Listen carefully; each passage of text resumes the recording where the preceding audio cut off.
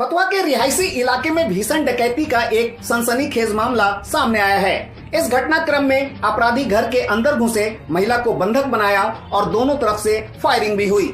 मतलब इस तरह की घटना में जिस बात की संभावना रहती है वो सब कुछ हुआ, लेकिन घर में घुसे डकैतों के हाथ ज्यादा कुछ नहीं लगा। डकैतों को महज कुछ हजार नकदी और 3-4 जेवर पर ही संतोष करना पड़ा।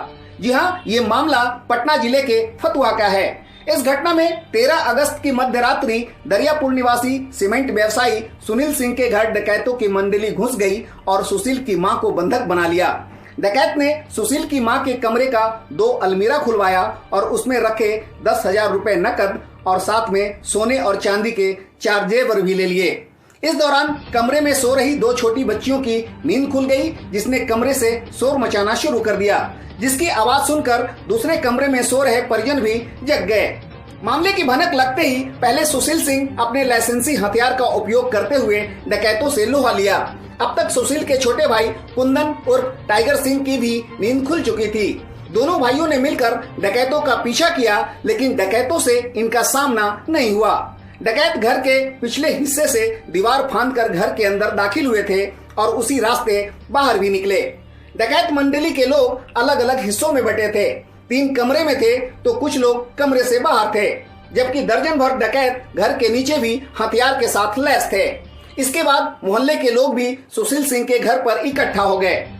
सुशील को सुने। घर के पीछे के रास्ते से हमारे घर में दाखिल हो गए। मेरी मम्मी, 2 भतीजी सोई हुई थी। मम्मी को बंधक बना लिया और मम्मी से चाबी लेके गोदरेज खोल ली। उसमें तो सामान बहुत था, लेकिन वो लोग जब हल्ला सुने और हम राइफल लेके निकले तो वो लोग भाग खड़े हुए और छत से भाग के नीचे में देखा कि 14-15 की 12-13-14-15 की संख्या में आदमी है। तो हमने हल्ला किया तो फायरिंग शुरू कर दिया। उसी बीच मेरे तरफ से जवाबी फायरिंग शुरू हुआ। कुछ ले भी गए घर से? घर से ले गए हैं, कुछ सोने का सामग्री है और कुछ पैसा है 10,000 रुपया। जेवर कितना ले गया होगा? जेवर एक चैन, अंगूठी, पायल सब है। पुलिस ने भी बहुत अच्छा काम किया कि तुरंत पुलिस आ गई।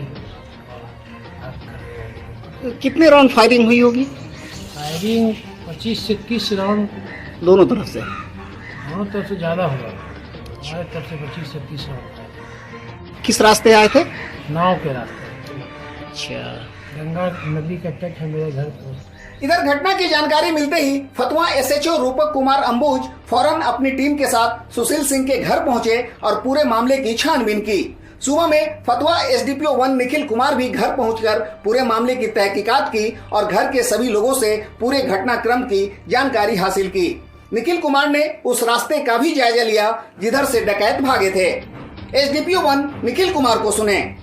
दिनांक 13/14 अगस्त की रात्रि 12:45 बजे फतुहा थाना क्षेत्र के दरियापुर मोहल्ला में गृह स्वामी सुशील सिंह के घर में 3 अपराधकर्मी घुस के सामान वगैरह को निकालने लगे। इसी क्रम में कमरे में सोई हुई महिलाओं द्वारा जब हल्ला किया गया है तो बगल के कमरे में सोए गृह स्वामी सुशील सिंह अपने लाइसेंसी राइफल के साथ बाहर निकले। इसको देख के अपराधकर्मी भागने लगे और गली में जाके 3-4 राउंड फायर किए।